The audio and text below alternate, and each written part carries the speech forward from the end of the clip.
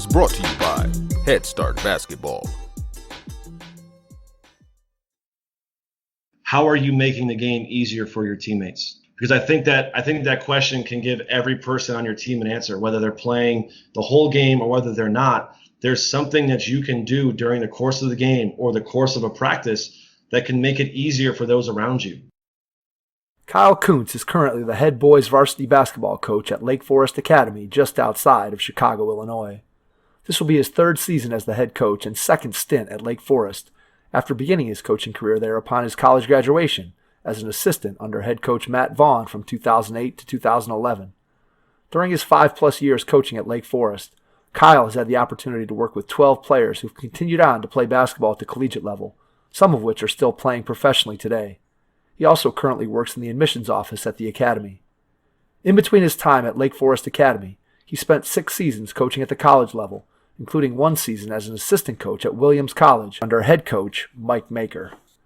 Following his year at Williams, he spent 5 years as the director of basketball operations at Fairfield University, working under head coach Sidney Johnson, who coached him at Princeton University during his senior year.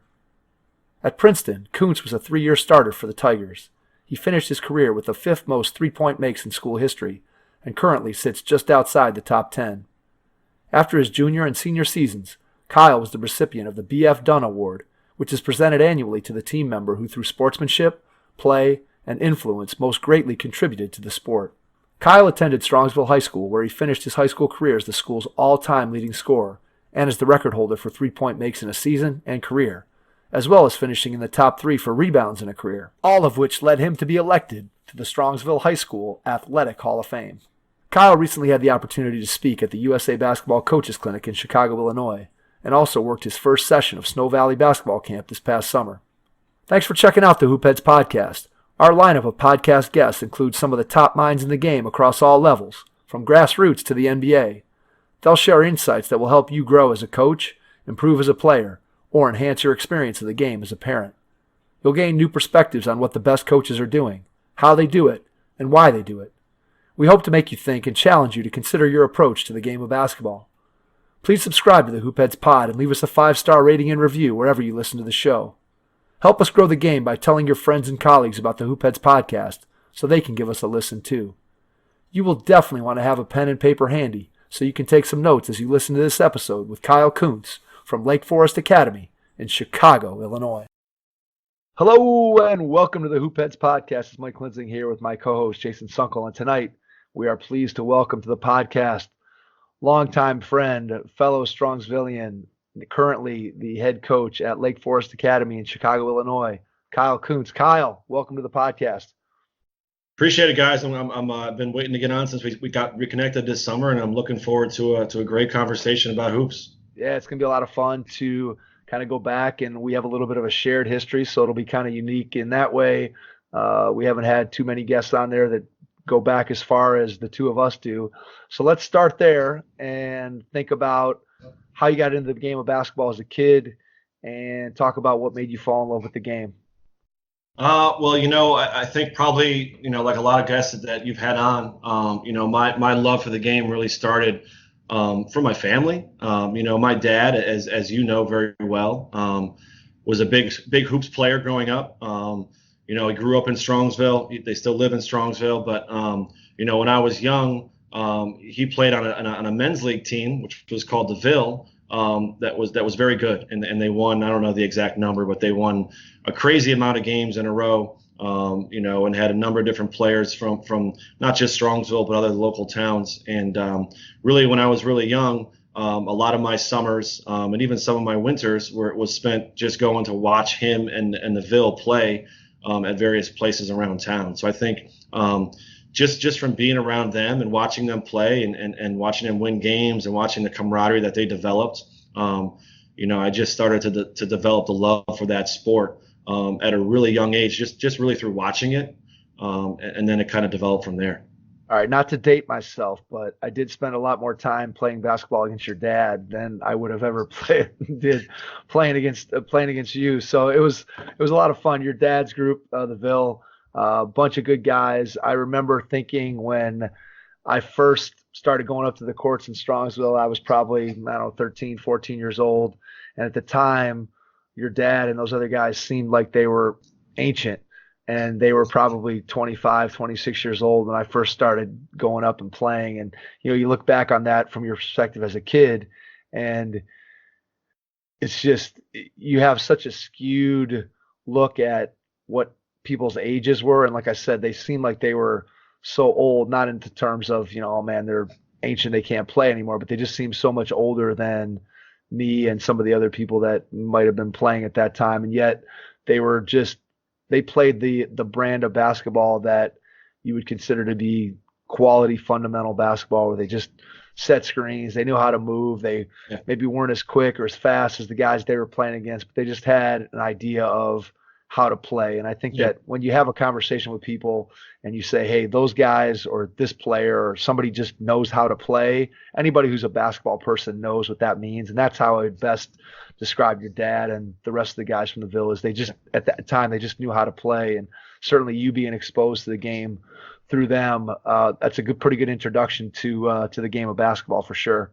Absolutely. I would say, one of the things that I look back on, and I went to those games when I was like 2 or 3. Obviously, I don't remember those games, but I think I vaguely remember probably when they were a little bit older. Definitely not when they were 26, but maybe when they were in their late 30s and early 40s, and they were playing guys who were right out of college. And one of the things I always remembered about, and I still remember today, is they always brought some new guys in every summer, but the one thing that they did really well is they had a bunch of guys, even in a men's league team, that just played their role. They usually had one guy who could score a lot. They had one guy who was really good at defense. My dad was, obviously tall and loved rebounding and loved being almost like a coach on the court. And I remember watching a lot of games where maybe he didn't even take a shot, but they really valued winning, and they really took pride in who they were.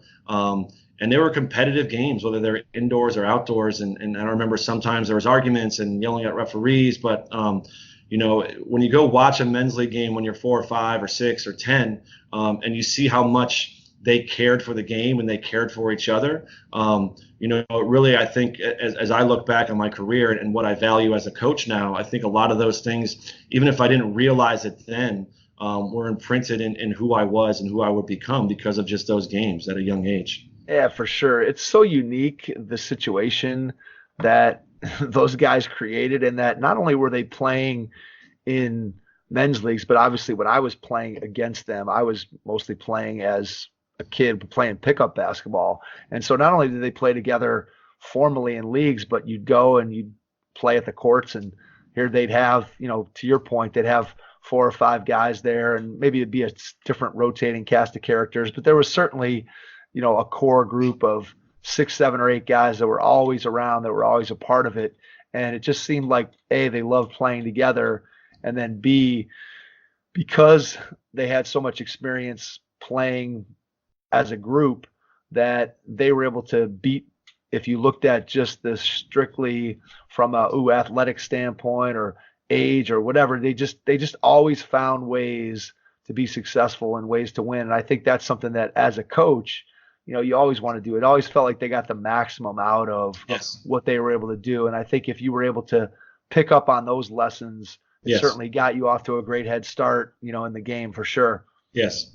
Yeah, absolutely. Absolutely. I think the one thing in this last point I'll touch on this is just, I always thought that group was a group that was better as a whole than they were the sum of their parts. Some of those guys were pretty good high school players. Some of them played in college. Some of them didn't even play in college. But I think they bought into just playing for each other, and they played their roles well, and they achieved a lot of success in those leagues. But like you said, even just going out and playing pickup for 2 hours and not losing the court. Those are things they valued. That I think that they would not have been able to do if they didn't realize that, hey, we're 42 years old now. We're playing against some guys who are 26. We're not going to beat these guys one-on-one like we used to be able to. And it was just fun to see those, and fun to see that as I was growing up and learning how to play and learning what to value about the game. So Kyle, I have something. I don't even know if you know this, but there was one Sunday night. I want to say I was like 22. And your dad's team, I was just sitting at the rack before the Sunday night leagues, and your dad's team only had 4 guys, and I'm literally just sitting there. And he goes, "Hey, we need someone. Will you come play?" And obviously he knew me from being around you and playing basketball and whatnot. So I just go and play, and he just told me, your job is to stand in the corner, and when we pass you the ball, shoot it. That literally that was my job for the day. Now I don't really remember if I did well or not. I know we won. I know we won the game, but I just remember your dad literally being like, "Hey, we need someone to come play," and just being welcoming to me, even though obviously I'm nowhere near the pedigree that either of you two are that I'm talking to today. But I just felt welcome, and I think that's his big thing too. You know. Yeah, no, I agree. I think that sounds like, first of all, that sounds like my dad, he's the ultimate coach of all time. But just in terms of just, those guys just love the game. I mean, when you're playing in a men's league when you're 45 and you're playing against 30-year-olds, like, you're doing that to stay in shape, but there's a passion for that game that you can't take away. And I think that they valued that time, especially as they got older, to be on the court with each other. When they started having kids and they started having jobs, like, they didn't want to lose that hour or two a week where they got to be the villain, and they weren't going to let 4 guys or 3 guys being on the court stop them from doing that. So, it was a big impact on just my love for basketball, my love for being around sport and being with a group of guys that, care about each other just as much as they care about themselves, from a young age, seeing that.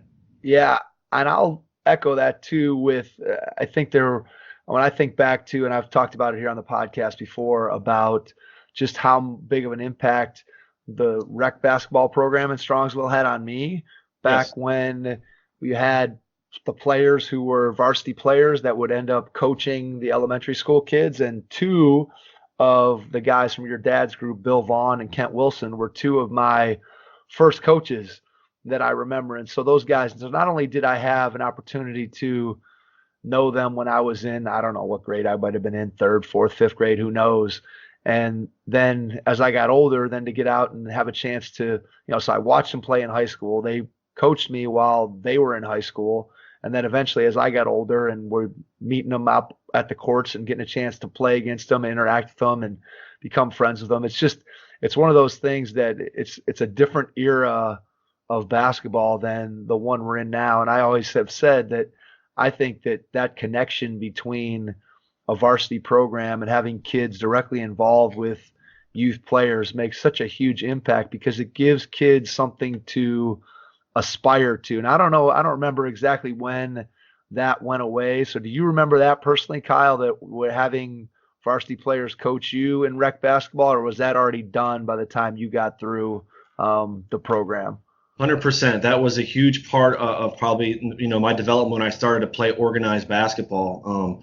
Those were great. And I think, when I got a little bit older is when the coaching of the high school players coaching was phased out and it was more parents. But I definitely remember when I was in elementary school, like Saturday mornings, going up to Center High School, Center Middle School, and playing in both those gyms and having the high school players who you had just watched a Friday night before playing the high school basketball game, coach your teams. And I think they're, living in a big town. That was when Strongsville was really growing at that point, and playing kids from other elementary schools or being on teams with kids from other elementary schools, and then having your player, be the coach. That really, for me, I developed a passion at that point for Strongsville basketball. At a young age, I was very passionate about making sure, as much as my parents would allow me, to try and go as many high school games as I can, because those guys were my role models. They were my heroes at a young age, because they not only were playing on our team, but they were coaching me and they were getting me better, and they were part of what I was trying to accomplish. And that just made me want to be a Strongsville Mustang player when I got older. And I think that just I think that's really important for kids at a young age to have. Like, everyone's going to have their NBA role models or their professional role models, but to have someone in your own town who's of an age where you can see yourself actually being there at some point, I think that provides some motivation to you yourself to get there at some point too. I know it did for me, and I don't think that there's any doubt that high school programs out there, and we've talked to a bunch of different coaches, and some still have programs where their kids are involved and some don't. And we know the basketball landscape has sort of shifted, and we have more of the parent coaches in a lot of cases, which is, again, good in its own right. But I do think that aspirational aspect of basketball that you mentioned, where, from the time you're 7, 8, 9 years old, you're getting a chance to interact with those kids who are putting on the uniform every Friday night, and you're looking at them going, man, someday that's what I want to do. And I always joke that the one thing I wanted to do, Kyle, is I remember watching the guys that were, older when I was in elementary school. And the one thing I always wanted to do is be able to come out to the fight song and slap the backboard on a layup. I thought that was like the coolest. I thought that was like the coolest thing to be able to do that. And that was something that, it stuck in my mind, and that, hey, I want to do this. And, now, and you could probably attest to this in some degree with where you are now, but there's so much, kids have so many more opportunities, it seems like, to go to different schools.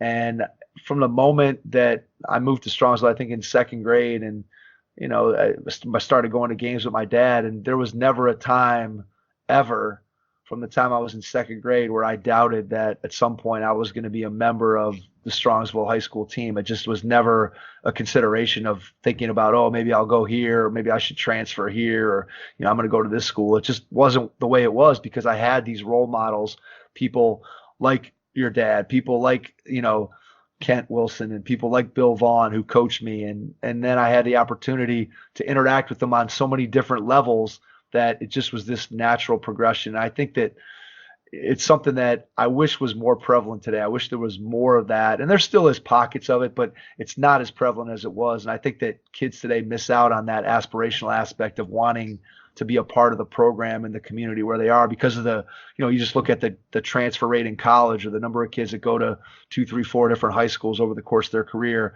I think that that's something that you didn't see as much back in the time when I played, for sure, and probably in the time you played as well. Yeah, absolutely. I think when I was, and this is jumping, I don't want to jump too far ahead.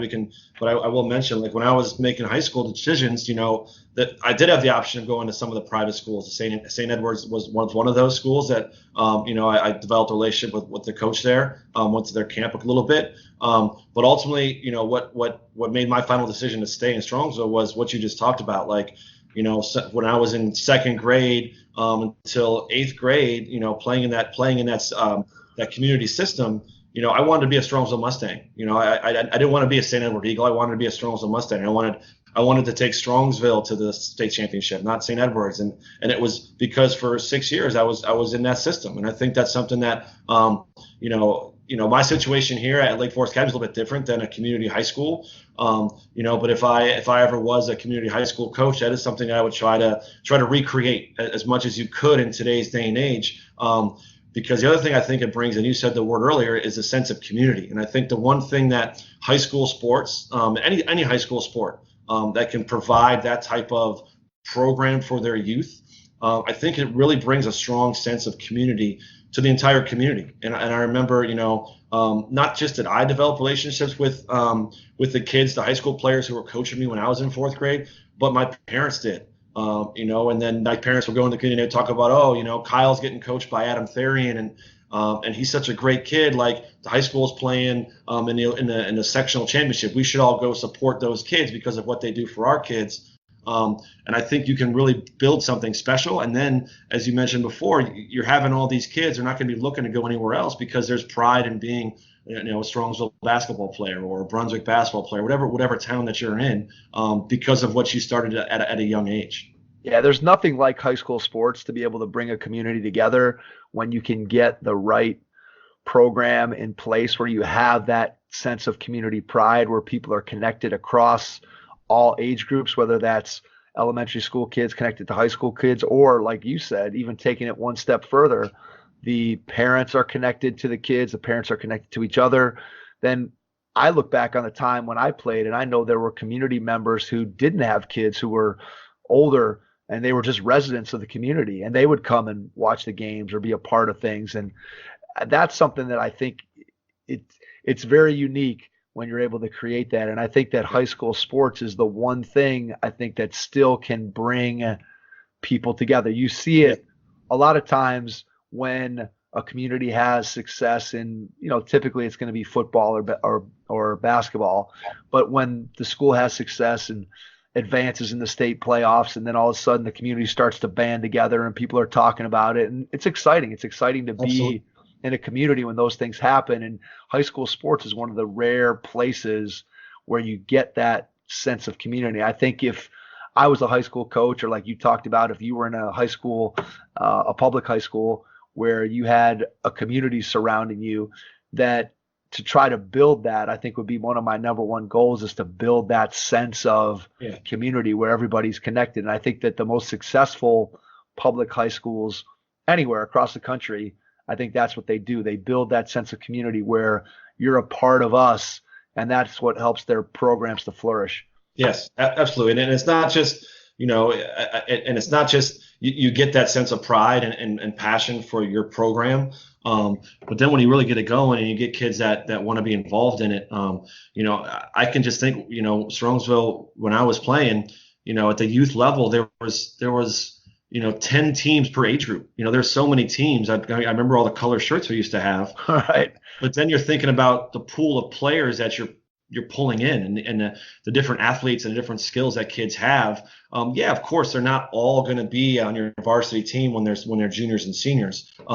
But you're going to have a better roster because you're going to have 100 seventh graders who are playing, and you're going to be teaching them what you feel is important, whether that's your system or whether you're more of a skills at a young age. And then by the time you get up to that your varsity team, you're just going to have a large number of kids that are ready to contribute in different ways. And you're probably going to have to cut some of them, but you're going to be a deeper, better program because of all that work you put in at the youth level.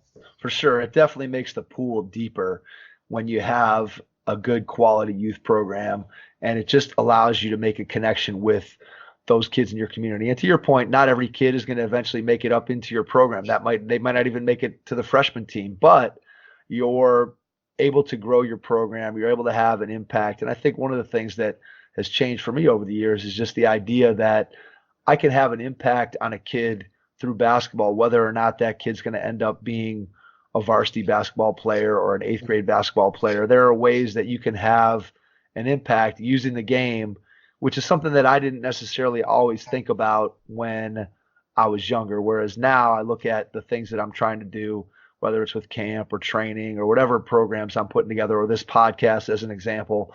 You're just trying to figure out ways to use something that you love, which is the game of basketball, to make a greater impact on the kids around you. And I think that's what you're describing there, where you're building this bigger program. And not every kid's going to end up being a part of your high school varsity program if you're the high school varsity coach, but you are able to still have a positive impact on those kids in the community by building a quality program. So if you think back to your time at Strongsville, can you pick out maybe one or two things that were your favorite memories from playing high school basketball?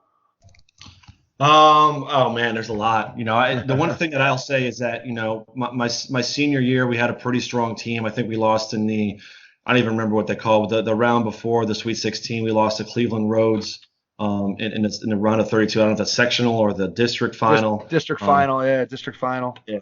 District final. So, one of the things that was special for me, and going back to, having interest to go to some other high schools, but one of the reasons, other reasons I stayed is just because the solid group of friends that I developed through that youth system. I met a lot of the kids that were on our varsity basketball team my junior and senior year. I played with and against when I was in 6th and 7th grade in our rec program. So a lot of the memories that we had, some of them were during practices, some of them were during games. I think the two that I would highlight, the first would probably be, my senior year, and I guess that would have been the district semifinals. We played Mid Park High School, who was a really talented team. They had 3 kids, Lee Roberts, Dennis Santiago, and Will Parker, all talented kids. We played them in the district semis. It was a back and forth game, and we had played them once early in the year at their place, and we won, I think, 4 or 5 points in the fourth quarter. But in that game, it was another close game, and I remember we ended up pulling it out. Some of the guys hit some really big shots in the fourth quarter. We played at Baldwin Wallace, and I remember that we had a pretty crazy fan section at that time, the Round Ball Rowdies, and I remember at the end of the game, I'm looking over to our bench as I'm coming out, and I see like 5 of my friends who were in the fan section, and they're carrying out an entire row of a bleacher that they had knocked over because they were jumping up and down during the fourth quarter, and it ripped out of the whatever the stanchion was there, and they carried it out And I looked over to our head coach, because our head coach, Coach Lynch, was the AD, who I also know was very well connected at Baldwin Wallace. And the look on his face said it all. Like, he was so happy we won, and he saw our guys carrying out this bleacher. And he was just like, one of those moments where we didn't know what to do. And then to finish that story, I was watching, Fox 8 or Channel 5 News that night, and they showed our game. And at the end of the game on TV, they showed our fans carrying the bleacher out of the gym in Baldwin Wallace. So that's one of those moments that I think, going back to your point, you get in high school basketball for a community. You got a bunch of kids that fill a stadium for that type of game, and that's a moment that, not just me as a player, but even those kids. When I go back home and I see them, they still bring that up. And I think that's something special. So that was definitely one of the moments. And then I would say the other moment would probably be any game we had against Brunswick. That rivalry, was so fun to play in. And I think, we had some really good games when I was there. I'll take pride. I think in maybe played 6 games against Brunswick at the varsity level, and luckily we only lost one. I took a lot of pride in that. I didn't want to lose to Brunswick. I had 2 AAU teammates on my AAU team who played for Brunswick, and we kind of went back at each other. I had a relationship with Coach Mackey, who I listened to your podcast that you did with him earlier on, and attending his camps when I was young, and I had a good relationship with him. Those games were awesome in terms of the amount of fans that you got from both communities, the passion to win those games. A lot of times that carried over from the football season, as they always played at the end of the last week of the season. Like, just being involved in that rivalry, I think was always special as a player. That something I'll never forget, those games. And I enjoy going home, and my dad will throw the DVD on, and we'll watch half the game, and just it's everything you remember it was.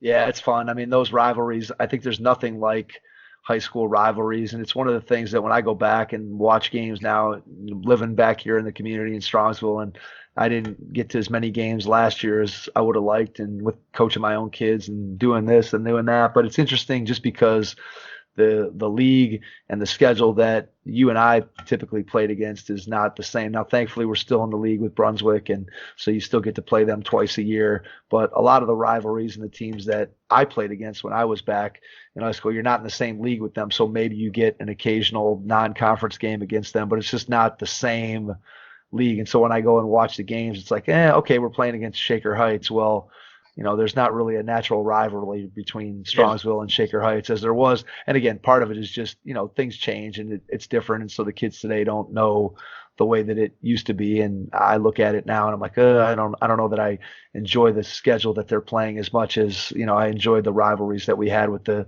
teams that we used to play against. But you're right.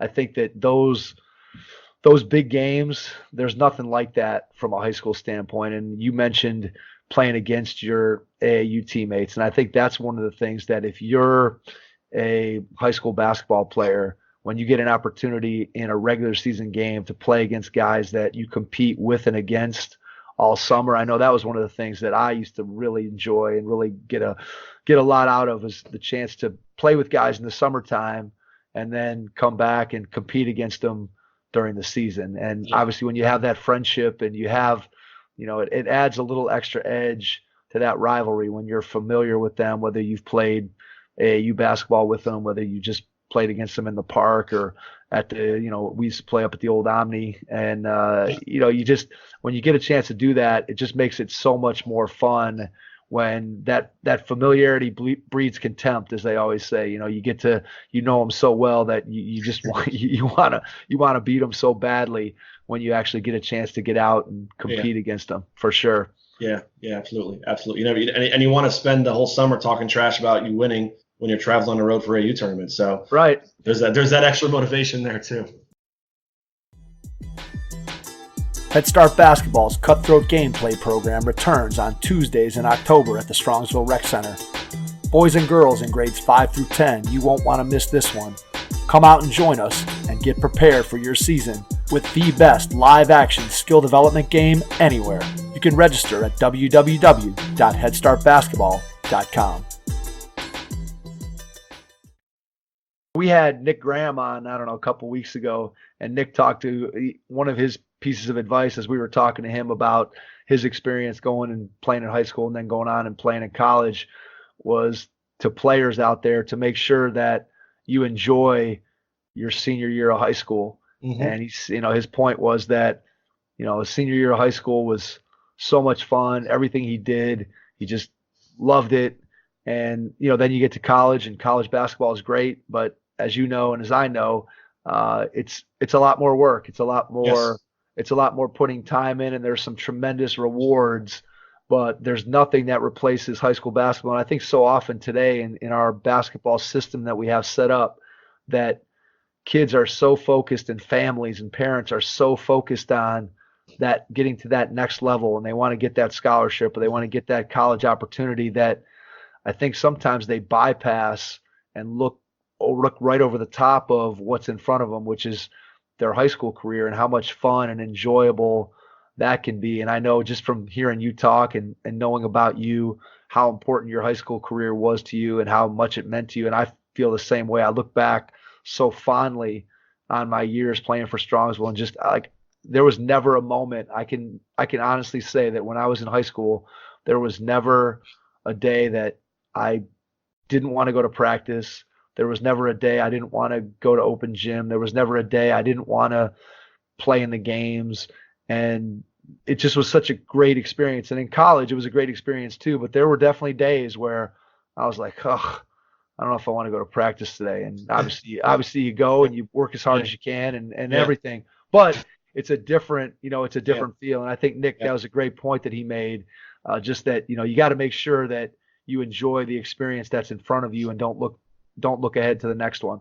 Well, I also think, I think that's an awesome thing to say. And I think it's important. I tell our guys every day, like, you got to enjoy what you're doing, when I was in college, our coach used to have this saying, like, joie de vie, like, do you have a passion when you're playing? Can we see that you're having fun? Are you smiling?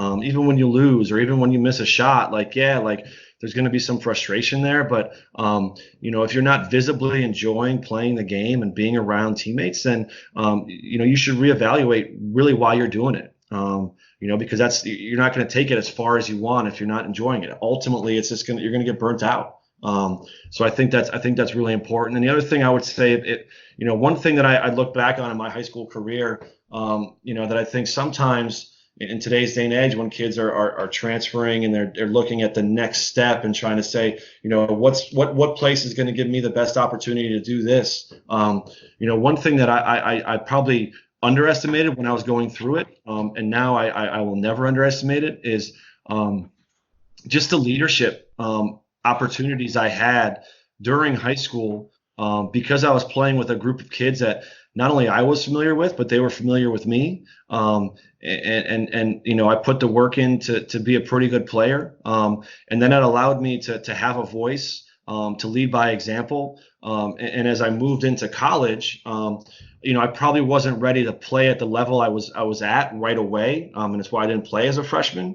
But I was ready to step in and learn how to lead, because I did it at the high school level, with a group of guys that I had a really good relationship with. And I don't think I would have become the player I was in college in terms of doing the things on the court without basketball in my hand, and even be the type of coach I am today if in high school I didn't afford myself the opportunity to lead a group of kids that believed in in my abilities, but then also believed in ourselves to go do things that are pretty special. So the one thing I would say, and just in terms of enjoy it, don't skip steps at the high school level. Like there's a process for everything. Just like if you want to become a great shooter, there's a process to becoming a great shooter. I also think there's a process of becoming a great teammate. There's a process of becoming a great leader, and you have to give yourself those opportunities to do that. And sometimes when you're jumping around from situation to situation or school to school, you're never getting that opportunity to have that, and either succeed or fail. But either way, you're learning through those situations. Absolutely. When you look back at your time with Coach Lynch at Strongsville, do you think that, again, thinking about it retrospectively, do you think that he consciously put you in positions to be able to take that leadership role, or do you think that that was something that just sort of evolved naturally by your standing on the team and your relationship with the other players? I think it was a little bit of both. I think there's a lot of things I learned from Coach Lynch, and I think one of the things that he did really good job of is, he gave us a leash to kind of do what we, pursue, like what we were passionate about on the court, and play a certain way. And of course, I think, at a maybe an early, he was an up-tempo coach. He liked shooting threes. Like he was kind of ahead of the curve in terms of that. So we played a distinctive style. But he also, he let us be who we are. And I think, going back to our beginning of our conversation, like, because I was around a certain type of basketball at a young age, and we haven't even touched upon the camps that I attended at a young age, who I was kind of just wanting to play a certain way and be a certain way, and be around a group of guys who wanted to do it a certain way. And I think given that leash, and then given what had been developed through my parents and the coaching that I'd had up to that age, it was able to kind of come out in that way. So I think it was, I don't know what his plan was, but it definitely worked out that way as I look back at it, and even when I was in it. I remember we used to play in the summer leagues, and he would coach some, but he wouldn't coach any. Sometimes he wouldn't coach any of the game. And I remember, there's 2 or 3 games where, we had like 4 or 5 different presses, and he told me before the game, you're calling all presses during the game. You're going to play, 3/4 of the game, and every time we make a basket, I want to switch the press, and it's up to you to call what that press is. So just giving me those opportunities to have that voice. When I was a junior and senior in high school, of course, when I went to be a freshman in college, I didn't have that voice. But then when I became a junior and senior, I'd already done it. And then I learned what college basketball is about. And then I could put in place what I did in high school at the college level with the guys on that team. Yeah, I think that goes to a theme that has run through a lot of the conversations that we've had here on the podcast, which is that when you have player-led teams and the coach is willing to relinquish some control to whether it's the players, assistants, and not be this micromanager of every single thing that goes on in the program, I think ultimately that's where you start to see the coaches that have long-term success that's sustainable, is when they're not micromanaging every little bit of what goes on. They're turning over parts of the program to, hey, here, captains, you take this. Hey, here, bench players, you take this. Here, assistant number 1, you take over this piece of it, and you take over that piece. And when a coach is willing to relinquish that, that's when you really start to see everybody flourish in their roles. And then, as you said, it gives you an opportunity to develop those skills, which benefit you in the situation where you are right at that moment, but then also benefits you for people who are as fortunate as you were to be able to go and play college basketball. Now you can take those skills that you learned at the high school level and eventually apply them to your new situation in college. So when, in the course of your high school career, at what point did you start to think that, hey, I've got a chance to play this game beyond just high school? Was it something that you always had in mind that you wanted to do? And at what point did you start to think that it was going to become a reality, that you were going to have an opportunity to play college basketball? And then we'll kind of get into how you ended up at Princeton specifically. Before I answer that question, I just want to hop back 1 second, just kind of put a finishing comment on what you just said, because I've learned a little bit, just to add on to that, as a young coach, in terms of giving players responsibility and giving assistant coaches responsibility. It was difficult for me early on. And one thing I think it's important, I don't know how many, I know a lot of coaches listen to this program. I don't know how many players are listening, but if there are any players out there that are listening, one thing that I learned when I was coaching in college, and even now that I'm coaching, the players that I give leadership to, or the players that I give responsibility to, or the assistant coaches that I give more responsibility to, they've shown me it. And I think that's one thing that kids sometimes don't understand in any area, is they want to be leaders, and they want to have the ability to make their own decisions when they're, whether it's in their athletics or even in a community as a student council president. But my head coach that I coached with in Fairfield, and when I played for Princeton, he used to say, leadership demands speaking up. So a lot of times kids want to be leaders, and they want to do certain things on the court, but they haven't shown their head coach, they haven't shown their teammates, they haven't shown the assistant coaches that they're ready for that. And it's really hard for me as a young coach, and I'm sure it's not going to change, to hand over leadership, to have a player-led team, even though I know how important it is. If you don't see that from the kid, or you don't see that from another coach who's thriving or thirsting to have that opportunity. So I do agree with you 100% that player-led teams are always better than teams that are just doing what the coach says. But player-led teams have to have a player who has shown that he's ready and capable and wanting that responsibility on his back. And I think that's important for kids at the high school level to hear. So let's keep going with that. So how do you develop that as a coach? How do you empower kids to be able to become better leaders? I know we talked to Jeff Jansen, who is an expert in this area with character development and leadership development. And he talked about how you start out with the first thing that you have to do if you want to be a leader is you got to be a leader by example. So nobody's going to respect you as a leader if you're late, if you're dogging it in drills, if you're not a great teammate. And so the first thing is you have to take care of being the best teammate, the best team member that you possibly can. And that's the first layer of leadership. And then the second, we call that, you got to carry your weight, right? If you're not carrying your weight, then what's your way to tell someone else what to do? So we always tell our guys that, every time you step in the gym, you're being evaluated, even if you don't know it or not.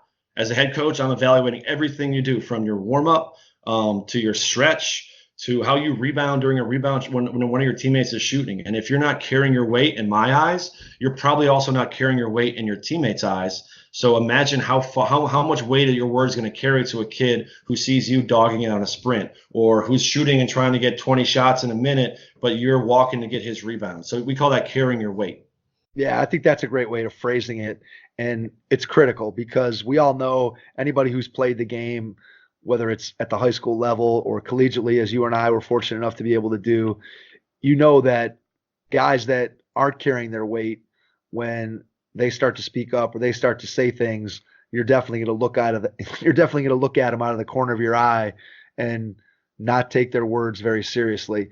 And so the first thing you do have to do is make sure that you're doing the requisite amount of work and you're putting in and doing the things that you're supposed to be doing. And that's the baseline. I mean, that's the very bottom of the pyramid of what has to be done if you want to build leadership skills. And then the second piece of it becomes, okay, now I'm doing all those things that I'm supposed to be doing. I'm carrying my weight. Now, how can I start to? So that's just really leading myself. In reality, it's leading myself and doing what I'm supposed to do. So now I got to look to, how do I lead somebody else? And Jeff Jansen talked about these two layers of, one is you're the rah-rah leader. So you're, come on, let's go. We got to do this, bringing enthusiasm and being that kind of leader. And then the second piece of it is, which I think is the hardest piece, and I think it's something that guys don't often get to. And I know I can speak for myself here, that I'm not sure that I ever got to this level. I might have gotten there a little bit in high school, but I don't know that I ever got there in college, even though I was a team captain, was holding my teammates accountable for the things that they did, whether that was on the practice floor, whether that was during a game, whether that was at a team meal or in the hotel.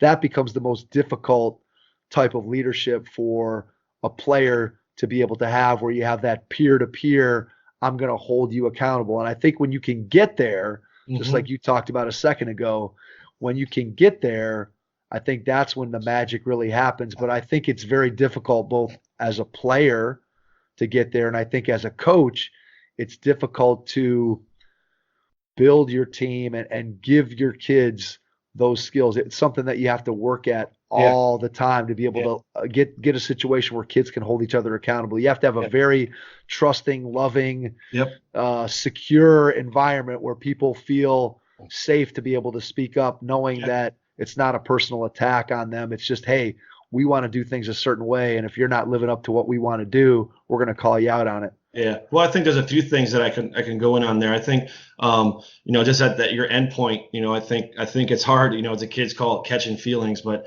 one of the things that I was told in college and we told our guys when I was coaching colleges, and I think I remember there was a timeout huddle maybe a few years ago where Ed Cooley was talking to his Providence team, and he talked about how, winning doesn't have feelings, right? Like if you want to win, during the course of a game, a coach, a player, a teammate, they're going to say something to you that's going to call you out if you're not doing what you need to do.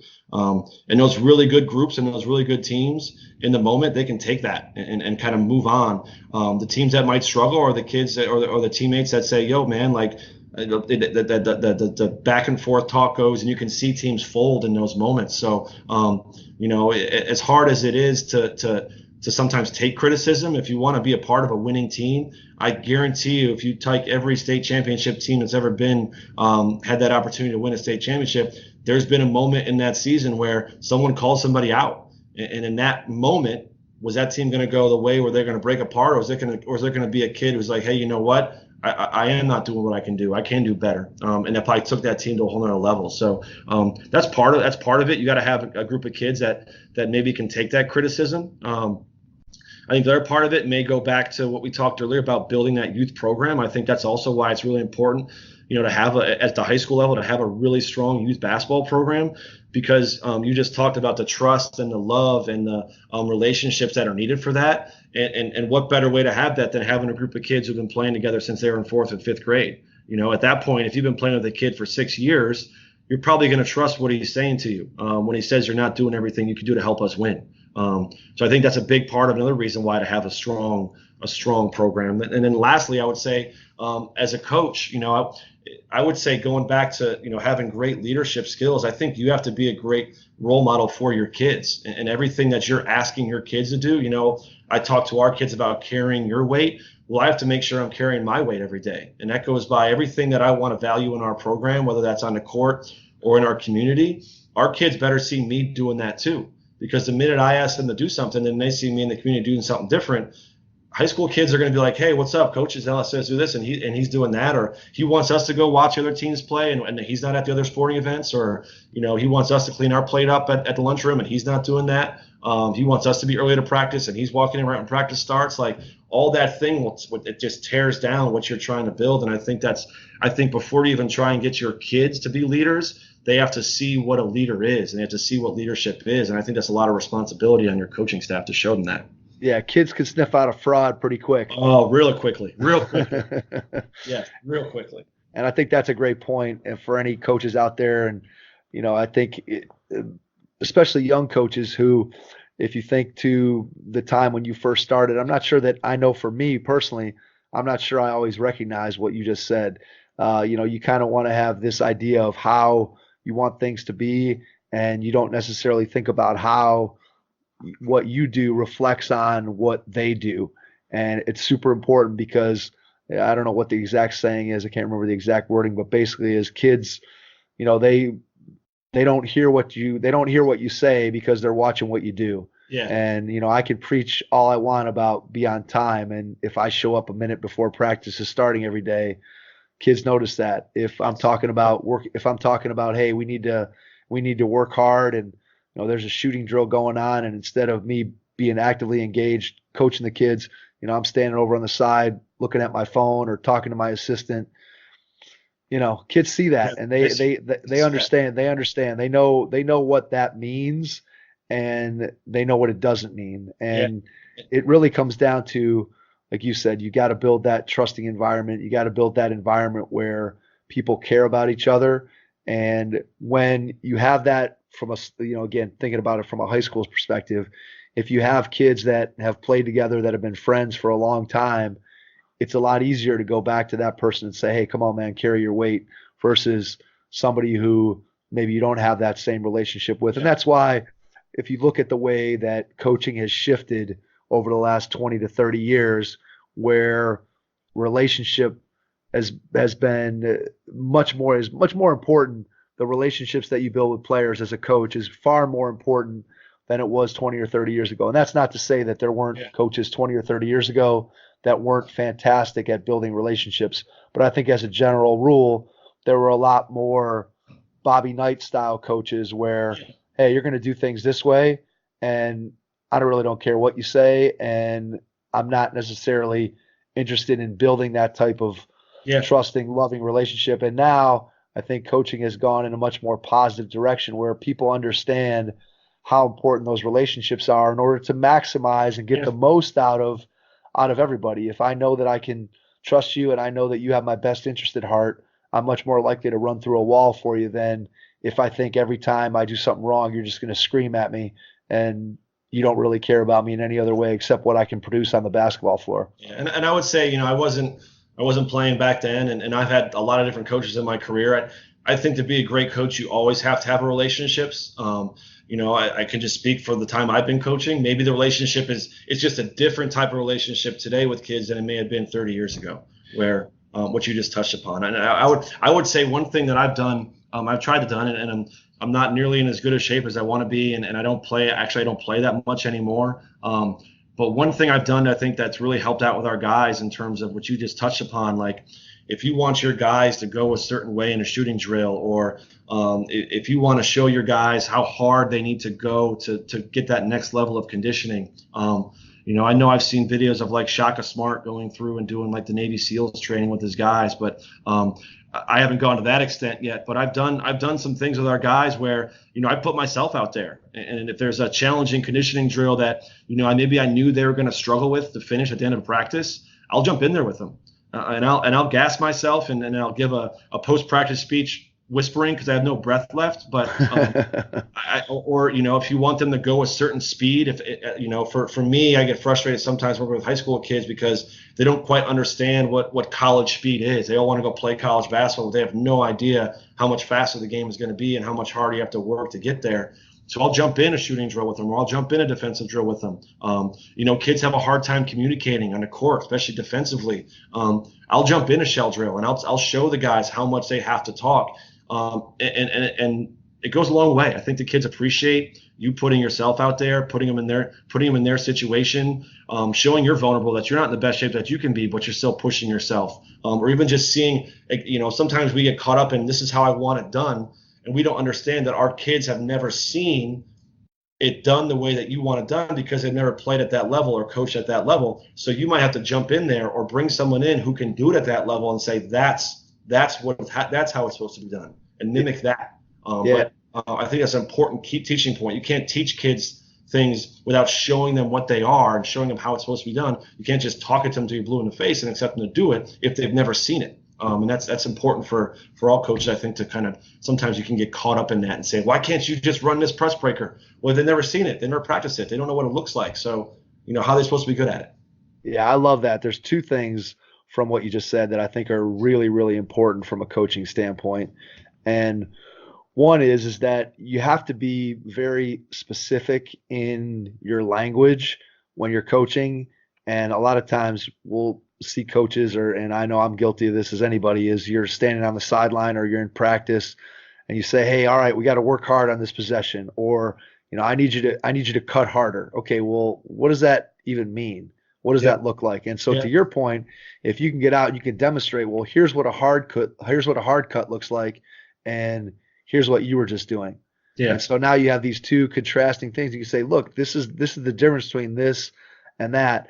And a lot of times, I think, as you said, we get frustrated sometimes as coaches with kids that you think they are going to be able to do something and they can't, and you don't understand why.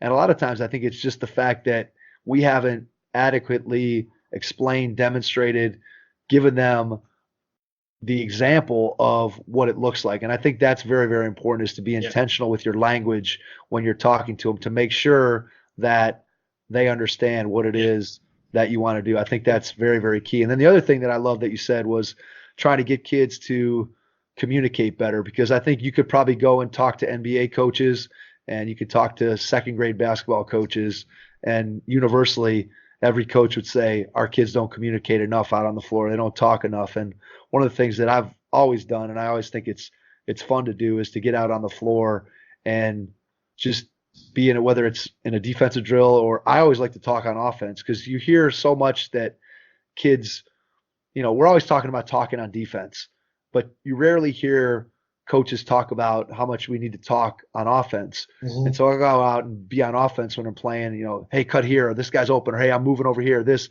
And you just realize, and I guess I take it for granted too, that when I'm playing, I'm just talking all the time. Yeah. It's just something I'm not even consciously thinking about what I'm doing. I'm just doing it unconsciously. And so I think to be able to show kids what that looks like. And then the other thing that goes along with communication is even oftentimes I find when you can get kids to communicate, when you get them talking, they talk at such a level of volume that they can barely be heard. Yep. So like I like to be the guy who we're doing a drill and I'll just stop and be like, hey, did you call that screen out? And they'll say, well, yeah, I called the screen out. Well, nobody heard you. And then I'll come out and do the same thing. And now I'm really calling that screen out. I'm screaming at the top of my lungs. And because sometimes they just don't, they don't always understand it. And I think you made a great point there that we as coaches have to give kids the tools to be able to understand what it is that we're asking them to do. And one of those tools is giving an example, showing them this is what it looks like. And then by diving right there in with them, I think sometimes kids do see, hey, coach is right here with us. And that's what builds that trust and those relationships that we talked about earlier, for sure. One of the things that we've done recently with our guys that encourage communication, and I've really liked it. One, I think it forces your kids to pay more attention to when you're explaining a drill, but then I also think it forces them to be able to verbalize what their teammates are supposed to be doing, and then puts them on the spot to speak up. Is, if we're explaining a new drill, or even if we're doing a drill and it's like the 6th day in a row we've done it, I want to explain it. All right, maybe if it's a new drill, I'll explain it, and then I'll call on one of our guys and say, all right, tell the team what we're doing. So they were forced to listen to what I was saying and then explain the drill in a way to their teammates they can understand it. And if they got to be loud enough for their teammates to be able to understand what the drill is, and they got to be able to put them in the spot. And if it's a month into the season and it's a drill we've done 20 times, I'm just going to say, all right, we're doing 35 and 2. Darius, what's the drill? What's the drill? What do we got to do here? And it's on him to tell his teammates what they need to be doing. And I think it's helped some of our younger guys because they're not always be the ones that are going to be speaking up, but you still have to develop leadership at a younger level too. And it's really helped them develop a voice and kind of get some confidence in what they're saying. That's hard for kids who aren't used to that. Yeah. It's very difficult. We have guys in the beginning when they struggle with it, and I'll usually call on one of our freshmen or sophomores to do it early in the season, and they'll struggle, and I'll call on one of our juniors and seniors, and if it works out like it does in my head, junior and seniors are able to explain the drill in the way it needs to be explained, and then the younger guy says, oh, that's what I need to be doing, and it kind of works out that way. But I think it's sometimes it may take a little bit of time away from your practice, but at the same point, you need to get guys to be able to communicate and be comfortable communicating on the court. And I think that's just something little that you could add to a practice that can help that with that for sure. Yeah, and you have to be intentional about things like that. I've said it before too, again on the podcast, where if you're not intentional about some of these things that are very subtle communication, if you don't build that into, hey, I got to make sure that I'm working on communication today, and then build in, hey, I know for this drill, this is one where I'm going to ask somebody to explain it. Sometimes those things it's easy to let those things fall by the wayside. Absolutely. Just because you want to work on the execution of your offense or your defense, your out of bounds plays or whatever. And some of those little subtleties are sometimes pushed to the side. And I think if you plan for them and you incorporate them and you're intentional about how you do that, I think it makes a big difference in what you can accomplish. And yeah, you might lose 30 seconds of instructional time or however you want to phrase that, but the value of that goes far beyond what you might get out of spending 30 more seconds running a shell drill or practicing your set play one more time. Yep. In the long run, if your kids know how to explain and run a shell drill, then they're going to know where they should be in help side defense too. So like that, then that they know what they're doing, and it's easier for you to hold them accountable. To a certain extent too. So I agree. And you have to be intentional with it. It's hard. Sometimes I forget to do it like for 3 or 4 practices in a row, and my assistants do a great job of reminding me to add that in the next practice. But I do agree with you on that. When you do those little things, if you do it for like 3 days and then don't do it for a month, then you're losing all the value in trying to do that. Yeah, no question. It's easy to do. It's easy to get distracted. I say all the time that I'm one of those guys that when I'm coaching, a lot of times I'll read something or hear something. I'm like, oh, I got to try that. And we'll do it for a couple practices. Then all of a sudden I'm on to the next thing. And it goes away too fast. And I have to find myself being very, very intentional about planning and making sure that if it's something that I want to have incorporated into my team, that I make sure I make room for it every single practice so that it just becomes a part of who we are. And if I don't do that, it's very easy for me to lose that grip on those new things that I want to do that I think are going to have an impact. But like you said, if you only do it for a week or you only do it for 3 or 4 practices and then it goes away for a month, all that value that you potentially could have gotten out of it is gone. And it might only take 30 seconds every practice to be able to do that and to keep reinforcing it. And it's just something that I say the word all the time. You have to be intentional about what you're doing as a coach to make sure that the things that are important to you and the things that you want your program to be built on, that you're building that brick by brick, day by day. Every day you're reinforcing all the things that you want to be a part of your program. Head Start Basketball's fall skill development clinics will be held at the Strongsville Rec Center on 4 consecutive Saturdays in October. These skill clinics will be from 4 to 6 p.m. beginning on October 5th. The skills clinics are for boys and girls in grades 1 through 8. If you're looking for a great way to get prepared for your season, sign up for the Head Start Basketball Fall Skill Development Clinics at www.headstartbasketball.com. All right, that was a good segue, Kyle. That was very good. We took a nice little tangent there. So let's jump backwards to how you ended up at Princeton and what you thought when you thought you were going to be. When you thought you might have a chance to play college basketball, and then eventually how you got to Princeton. Well, I would say, in terms of playing college basketball, I mean, when I started really focusing on basketball specifically, when I was young, I played a lot of sports. I played baseball, soccer, basketball. I probably started concentrating on basketball only in like 7th grade, maybe. But once I started doing that, playing college basketball was my dream. Of course, playing the NBA was my dream, but I knew before that happened, I had to be able to play in college. And, I think it was always something I wanted to do. When did I realize I could play? Probably my freshman year. I went to our high school team camp, going from 8th grade to 9th grade. And I very quickly was moved up to play with the older kids. And I played really well. I was lucky that my skill set was always shooting, and I think no matter how I wasn't ever physically imposing, but I could shoot the ball pretty well, especially when I got into high school. So I was able to find kind of a role and a niche at a young age to kind of get moved up and play at that level, and then it kind of just progressed from there. I of course I wanted to play at the Division I level, but I didn't really know how good I was. I know in my area I was a pretty good player, but I always knew, because I had the opportunity to play in AAU tournaments at a national level, that there were so many kids outside of my city, outside of my state, that were just as good, if not better than me. And it always kind of drove me to kind of always be working on my game. So I think for me, it was more the love and the passion of the game, and just wanted to continue to play as long as I could, and wherever that was, it would be. But at college was always in the back of my head. From when I was little, going outside during a timeout to the NCAA tournament and playing imaginary basketball against nobody on my hoop, and then running back in for the second half, it's always something you want to do. There's no doubt. That's awesome. You just said that, because that brings back memories. My probably one of my earliest memories of basketball, and it's sort of this memory that all kind of melts together. But I remember watching the NBA All-Star game, maybe in I want to say 1977, 78, somewhere in that range. And I was a big fan of Dr. J.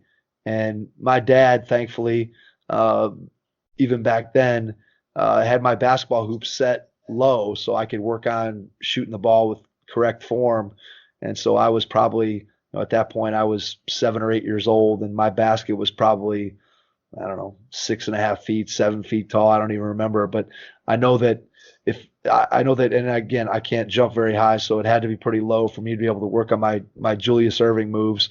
But I remember watching that All-Star game and going out, and just, it was, cold, and for whatever reason there wasn't snow on the ground, but I remember going outside in my jacket and working on my Dr. J moves after having watched the All-Star game. And I think any kid, if you love the game of basketball, it's something that, it's one of the things that's just fantastic about the game is you obviously can play it 5-on-5, but you can also be out there 1-on-0, and you can invent just a myriad of different games and things that you can do. And I think probably everybody who loves the game has a story like what you just said of watching a game on TV and then going outside and, playing out those scenarios in your head. So that's something that I'm sure it's a memory that everybody has. Absolutely.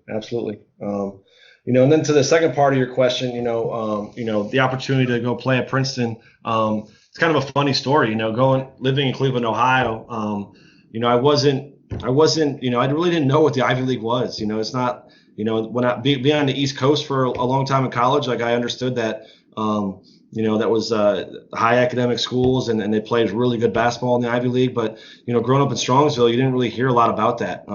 So, I never really thought about Princeton and going to Princeton or going to play basketball at the Ivy League. I know I just wanted to play. And as I got older and became a sophomore, junior, and senior and had more success at the high school level, I figured those opportunities to play at a high level would come. The AAU scene was really just developing when it was really getting big, and it wasn't nearly what it is today when I was playing. There wasn't the shoe sponsored events. There was some upper tier AAU programs that some kids were starting to join, but I played on a local AAU team. And we played for a lot of years together. Kids from Strongsville, Olmsted Falls, Brunswick, Fairview, Bay Village. We just kind of went out and kind of did our thing. One tournament I was playing with the summer before my junior year, we were playing in Indianapolis, and we were playing against the Indiana Ice, I believe their name was. And I had a game where I think I had like 10 or 11 threes, and the Princeton coach just happened to be there. The assistant coach, we passed out our roster beforehand. He happened to see I had a 4.0, and it kind of went from there. So I always tell our guys that, I think today's day and age, it's with social media and with the live periods and with, the Peach Jam and with the events, it's a little different than it was when I was growing up, in terms of being recruited. But at the same time, I was really lucky. I just happened to be in the right spot at the right time, and I had prepared myself to be successful in that moment. And that's kind of how I ended up at Princeton. If I wasn't ready to perform in that moment by all the work that I had put in beforehand, I wouldn't have gone there. I wouldn't have been ready to do the things that I did in that game to get noticed. And I think going back to what we talked about earlier, again, talk about skipping steps in high school. That's part of the process too. Like if you try and skip steps and you get to where you need to be too quickly and you're not ready for that moment, then you could miss a big opportunity. I think just being ready for what you're trying to do. Don't get ahead of yourself. One of the things I heard in college when I was a director of operations is, of course, I wanted to be an assistant coach. But a lot of coaches just told me, just do your job. Just focus on what you need to do daily. And then when you get that next chance, you'll be ready for it. And I think that's the same philosophy I had when I was playing high school basketball. It's just, just work on getting better every day and work on your skills. And then, when you're playing in front of college coaches and they have a chance to recruit you, then, you're going to be ready to play. And guess what? If you don't perform what you need to perform, at least you gave everything you got. You gave everything you got to get there, and you can live with the results. So that's something that I learned in that moment. But the other thing I talked to our guys about is just, how lucky I was to go to Princeton in terms of, if I didn't have a 4.0, if I didn't have a 3.8, whatever it was, I might not be able to be recruited there. And I think sometimes that, we talk about academics a lot, but it opens your doors up, especially if you're a basketball player. It opens so many doors up. There's some schools that, we were at Williams and I was recruiting. I would walk in a gym and I can maybe recruit 2 kids in the entire gym because they're the only ones academically that we could look at, let alone be good enough to play there. So, it's one of those things where, you always want to have the most opportunities to further your career, whatever it is. So make sure you're doing whatever you can to provide the most doors to be open. Yeah, it goes back to what we talked about way back at the beginning of the podcast of just your pool becomes so much bigger of schools that you can consider when the academic piece is in place for you as a player. And kids don't often think of that. They often think that their basketball talent and what they can do out on the floor is going to overwhelm whatever academic difficulties that they may have. But the reality is that you just give yourself so many more opportunities to find the right fit when you have that academic piece in place. And I think Yes. that a lot of kids take that for granted. And it's something that I think as coaches, we try to emphasize to our kids and we try to get that across to them. And sometimes, unfortunately, that message doesn't always get across, especially with today's system where you have, a lot of the recruiting is done initially through the AAU programs.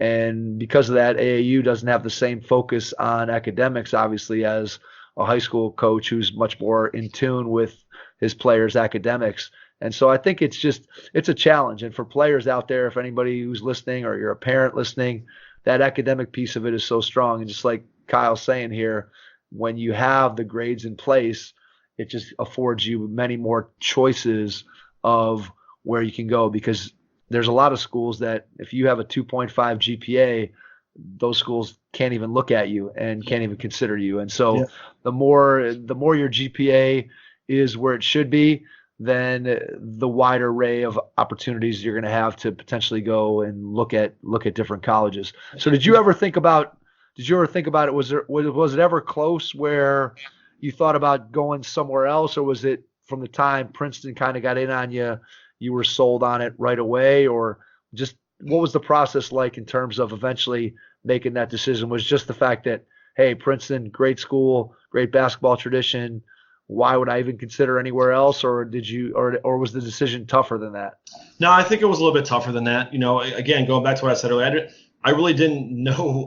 And again, I don't want to sound like ignorant or anything, but I didn't know a lot about Ivy League schools. It just wasn't something that we talked about a lot in my household. It was get good grades and work hard, but it wasn't like to go to Princeton or go to Yale or go to Harvard. It was just that's what you're supposed to do. So when Princeton called, I knew that they were a good basketball program. Of course, I'd watched the UCLA game. I know they had a lot of other really good games against high caliber, high major teams. But it wasn't like I was set on going to an Ivy League basketball school. I know you're not supposed to talk about. I know you're not supposed to say that or go to a school because of the coach. But I will say that John Thompson III, who recruited me to go play at Princeton, was a big part of that. Also, their pitch to me, in terms of their recruiting pitch, in terms of the Princeton way of playing. I know a lot of people think about Princeton as being slow paced and backdoors because that's how they played for a long time. But they played that way because it gave them the best chance to beat other schools with the roster they had. The real Princeton philosophy, when you really learn and sit down and look at it, is it's teaching you how to play. It's teaching you no matter what your position is, you have to be able to pass, dribble, and shoot. No matter if you're a center or no matter if you're a guard. When I was there, our 5'11" guards were working on post moves and our 6'10" centers were working on 3-pointers just as much as each other. And then the other thing it does is it teaches you how to play basketball. And one of the things that I take with me even today when I do play pickup with our guys or when I play in a random men's league game is I just see the game differently because of how I was taught and how I played there. And I think Coach Thompson expressed that really well when they were recruiting me. He also wasn't overbearing. He didn't call me a lot. He just kind of just said, this is what I am. This is what we offer. We really want you to come. And that kind of struck a chord with me. But when it came down to it and I started to really evaluate the places and I went on my official visit there, and I sat down and talked to my parents and I said, hey, look, it's a top 2 or 3 school or number 1 school in the country every year. And basketball wise, they're a perennial top 50 program, top 25 some years. So why wouldn't I go here? And then the other thing that they recruited me as is to be a player, where some schools recruited me just to go be their shooter. And I like that. I love shooting. I still do. But they talked about developing my whole game, which I thought was important for, at that time, I still, had dreams and passions of going to play overseas. And I was like, hey, I was always a really good shooter, but I have to become a better dribbler. I have to become a better passer. Those are skills I need to work on. And I thought that I could get better doing those there.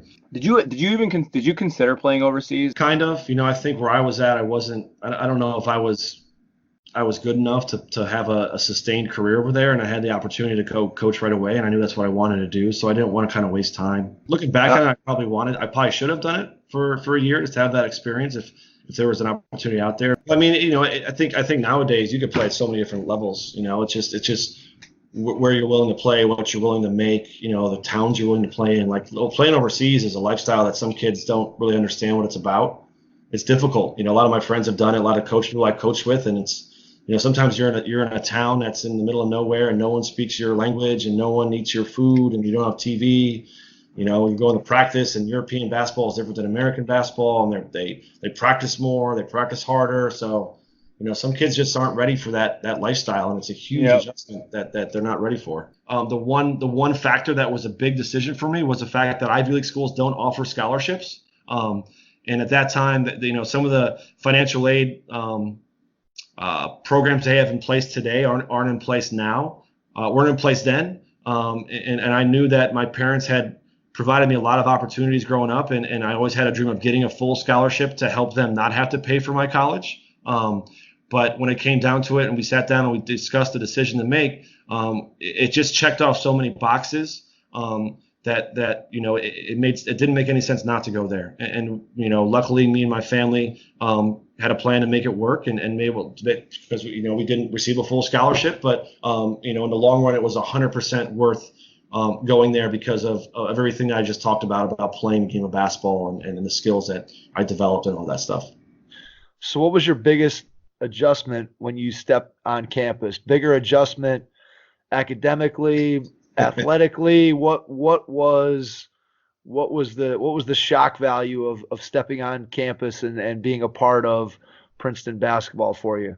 Oh, well, first I went to summer school, so the academics hit first, and it was a big adjustment. It's a funny story, but when I was in high school, I was a good student, but I didn't take tons of AP courses. I did well, but I probably could have challenged myself more in high school with the courses that I took. So I wouldn't say I was underprepared for the academics that I faced there, but my first English class I took in summer school, I was told to write a 5-page paper, and I wrote a 5-page single-space paper because I thought that's how papers are supposed to be done. And I turned the paper into my teacher, and she's like, "What are you doing?" I was like, "You said to write a 5-page paper." She's like, "Yeah, 5 pages double spaced." So I literally spent like 8 hours that night just like coming up with words to finish this paper. But I didn't know, and all my other classmates were like, "Yeah, that's how you write those papers." And just little things like that academically I just had to get used to, and then kind of figure out how to make it work. That was a big adjustment for me, especially your freshman year when you're playing basketball, and as you've mentioned before, that the commitment and the responsibility to do what you need to do to get better as a teammate and as a player at the Division I level is a lot. So my freshman year was tough. I didn't play a lot. I actually broke my foot halfway into the season, so I was out the second half of the season. But after that first year, and really understanding academically what I needed to do, I understood I probably wasn't going to be a straight A student there, but I could do pretty well. And then just having that year under belt my college basketball, I was really able to hit the summer hard. I knew what our coaching staff wanted, and then pretty much from my sophomore year on, I played, if not starting, I played a lot of minutes. So after that first year, it was a huge shock to the system, but you take it in and you learn from it, you grow from it, and then you just get better from there. How did you handle for the first time not playing? Because obviously you grow up as one of the better players in the area. You grow up being kind of the focal point of the teams that you play on. And now suddenly you get to this next level and you're not that guy anymore. You're not a guy who's on the floor. You're more of a practice player. Yep. So talk a little bit about how you adjusted mentally, because I know that was a situation where I came in with 7 freshmen, and a couple of them played and a couple of us didn't, and a couple of us played a lot less than others. And so there was just all these different levels of amount of playing time that people got, and then everybody handled it in a different way. And I was kind of the one who, I played maybe 5 or 6 minutes a game when I was a freshman, and I just decided I'm going to put my head down and keep working. And I saw there was going to be opportunities for me in the future. But there were other guys who, had the same opportunities or lack of opportunities that I did when I was a freshman. And they kind of went the other way and just said, if I'm not going to play, I'm going to kind of shut it down. So how did you deal with going from being a guy who's the main guy to being a guy who's not the main guy, and you're sitting a lot on the bench. How'd you deal with that? It was tough. It was difficult. Like I said, I got hurt like halfway through, so I got hurt in like mid-January, so I had to sit for the last half. But that first, you start right away. So that first, 4 months, and just kind of realizing where you're going to be at the pecking order. We had my freshman year, we had, a lot of returning seniors. They were a preseason, like we received some preseason top 25 votes. It wasn't a great year, but preseason wise, we were supposed to be pretty good. So I knew the opportunity to play wasn't going to be there for a lot of minutes, but I didn't expect not to play at all. Being the habits I developed in high school helped out a lot. So going in early to work out with coaches, especially learning the offense was difficult. So going in for extra sessions just to kind of see what I'm supposed to be doing and not being so robotic with it, and learning how to play in the system as opposed to just running to a spot because that's where I'm supposed to run. One thing I did is played, I was lucky at the Ivy League level, they have JV programs, so I was able to play in some JV games. Like at first it was like kind of a hit to my ego, but at the same time, I was a guy on that team. So like I got a lot of reps in, and we played a lot of the prep schools from out east. So I wasn't just playing against high school kids. I was playing against some kids who were post-gradding for a year. So we actually played some really, really talented teams that had some really good games. So I kept some game action because of that.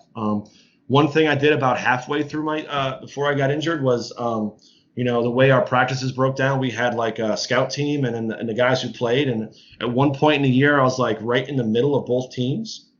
So like we scrimmaged a lot in practice. We would scrimmage for like 40 minutes or 60 minutes of practice. And there were some times where I wasn't getting in at all, because I would be on the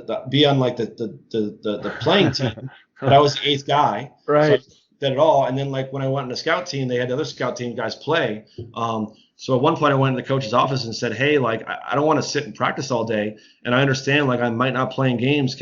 I would rather play on the scout team so I get in shape and I play at a college level, even if I'm not doing what I need to do to play, for our team this year. But I want to keep playing. I want to get the reps in. I got to get used to the speed of the game at this level. And I don't care if I'm playing on the scout team. I just want to play. And that helped me out. It kind of helped me out just getting my mind right for college basketball. So those definitely helped me kind of stay ready for what I needed to do coming into next year. And then the last thing I think I did is, when you're not playing, you should learn a lot. You should see a lot. And I kind of watched what our coaching staff valued. And what they wanted us to be really good at. We played a matchup zone my first 3 years, and it required a lot of communication. So I kind of studied where I would be good at. When I went into my sophomore year, I kind of knew how to play a certain role in that defense. And I became really good at it. And I knew if I did that, I would have a role that, even if I wasn't scoring or making plays offensively, that I could help our team be really good defensively. And our coach valued that. So as a freshman, I learned that was important. And then I learned what that spot actually meant and how to run it and how to do it. So I was ready my sophomore year to kind of take that as part of what I viewed my role as to help us be a winning team. That is a great, great, great point for any player to take to heart. And I'm going to summarize it and then throw my own story on top of it. And the point there that you're making that I think is so relevant for players is figure out what it is that your coach, your coaching staff values, what they love, what they like, and try to become that type of player. Try to become what it is that they need. Look at your teammates, figure out what they're good at, and find something that nobody else on the team is doing or is doing well, and try to fill that. And I think too often kids get caught up in, I want to be the leading scorer. And if I'm not the leading scorer, then I'm not sure that I want to be a part of this team. And I think that if you're a smart player and you want to get on the floor, and especially for players who are in high school who are transitioning to college, I know that when I came in, and obviously in high school, if you're getting an opportunity to play Division I basketball coming out of high school, there's a pretty good chance that you were the best player on your team, that you probably were a scorer. Depending on who you are, you may or may not have been much of a defensive player, and I'm sure that my defense was not probably what I was noted for when I was in high school.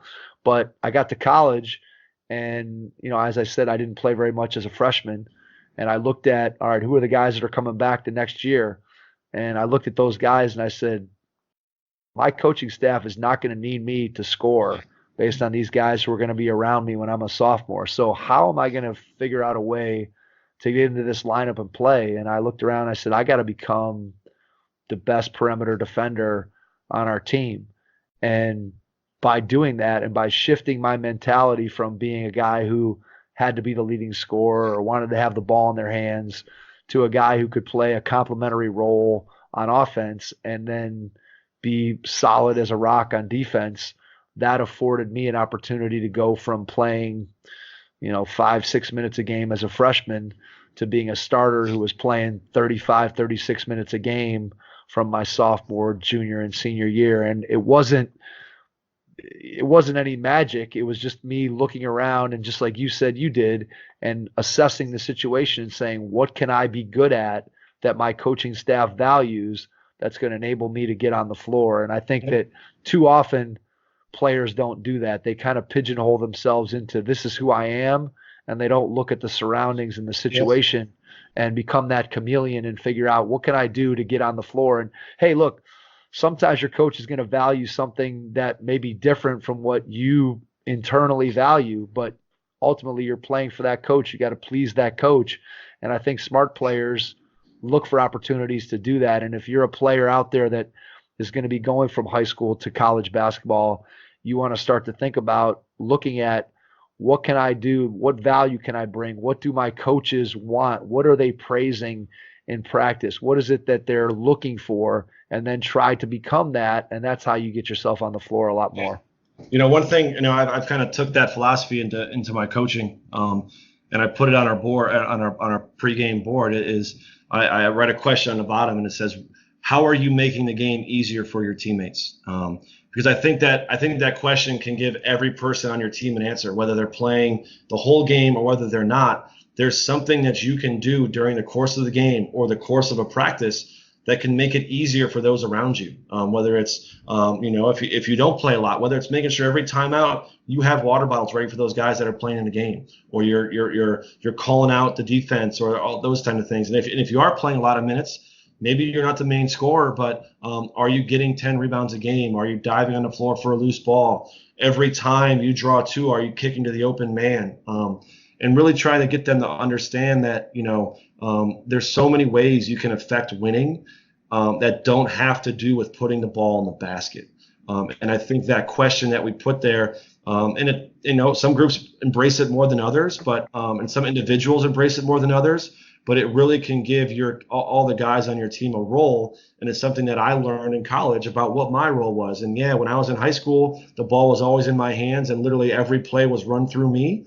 But in college, the way that Princeton plays is not that way. But then also I wasn't the most talented offensive player on my team. So what other ways besides making open threes could I help our team win and be really good? And how can I make it easier for the other guys that I'm playing with and my team at the same time?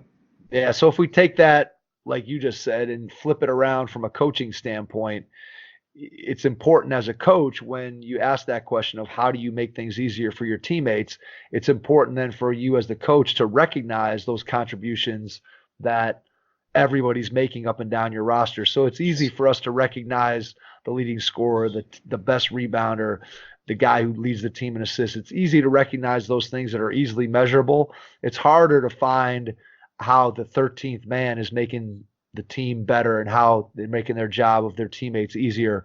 And it goes back to what we talked about earlier. You have to be intentional in looking for those things and trying to figure out, how can I value what every single kid in my program brings? Because ultimately I have to have a good relationship with the first player on the team, and I have to have a good relationship with the 15th player on the team. And if I don't, it's easy for that team to fracture and split and go in different directions when people aren't feeling valued. And I think that question of how do you make things easier for your teammates is a great way to do that, and makes it conscious for players, but also I would guess it makes it more conscious for you as you're thinking about that and what each kid can bring to the table? Yeah, and I also think it helps me, and as I evaluate our season last year, I didn't do a great job of providing roles for our guys, like specifically. But as a coach, if you frame that to your players, then you can also give them some advice on how to do that, and it could really provide you a way to give players defined roles, because ultimately as coaches, we want all our players to be successful. So what's the most successful way they can play / what's the most successful way they can help the game be easier for their teammates? And if it's someone who's not a great shooter, then say, hey, you got to get 10 rebounds a game, or, you're our best perimeter defender. So no matter how many shots you make, I'm putting you on the best perimeter player, and your job is to shut him down. Or giving your 13th man, hey, you're our timeout guy. Like, it's important that every timeout I need to make sure that the guys have towels, and they have, if you don't have a manager, not all programs are fortunate to have a manager, like, you can give roles to guys that's going to help them be successful with that question too. And I think as a coach that can help you with that. Yeah, for sure. That's your job as a coach, is to make sure that every kid's valued and every kid has a role and understands what that role is. And it goes back to communication and building relationships and building trust, and all that stuff is just critical to be able to have a successful program.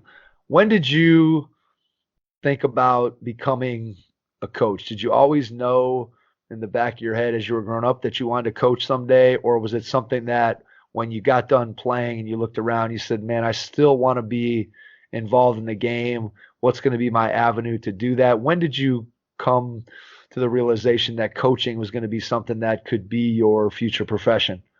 I always knew I wanted to be involved in the game. Of course, I wanted to play as long as I could.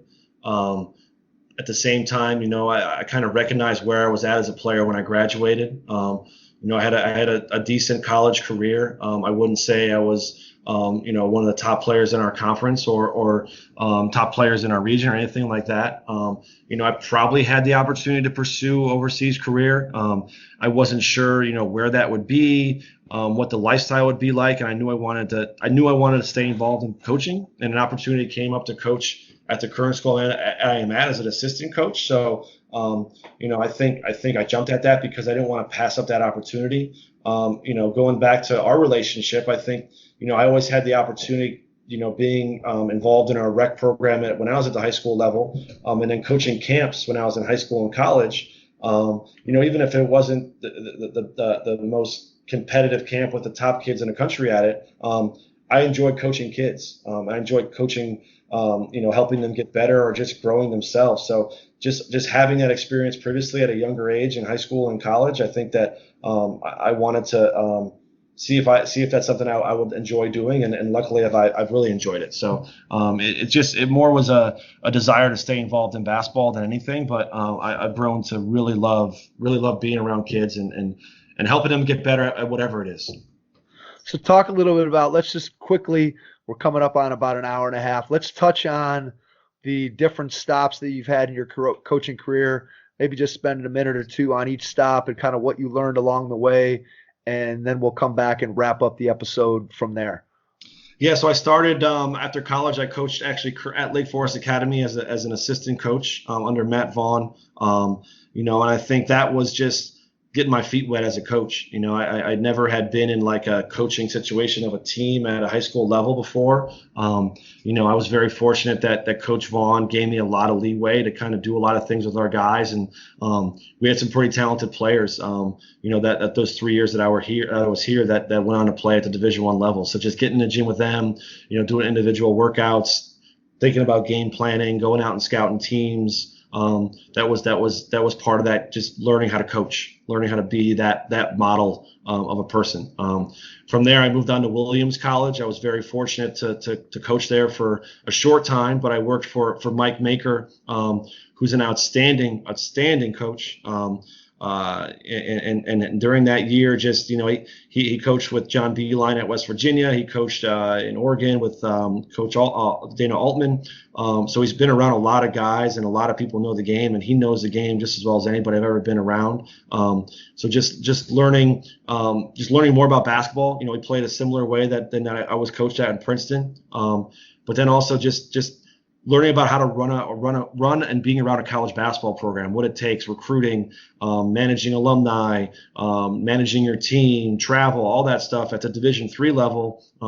The staffs aren't as big as they are at the Division I level, so you're really not just in charge of coaching a team, but you're in charge of everything, on your short staff. And then I had the opportunity to coach and work under Sidney Johnson, who was my head coach my senior year in Princeton.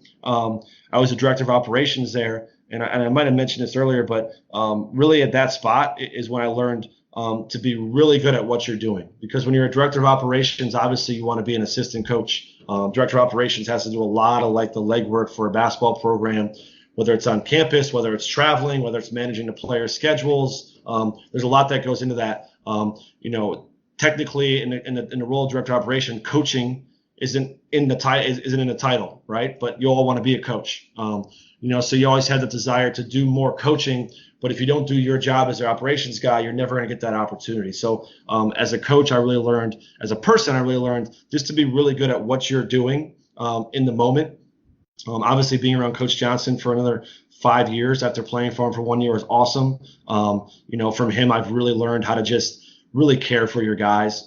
He's passionate about the game of basketball, but also just passionate about the guys that he brings into the program, and just a lot of that rubbed off on me. And I can feel that currently with our guys in our program today, just caring about them in all walks of the day here at LFA. And then, here currently as the head coach, I'll be beginning my 3rd year here at Lake Forest Academy. One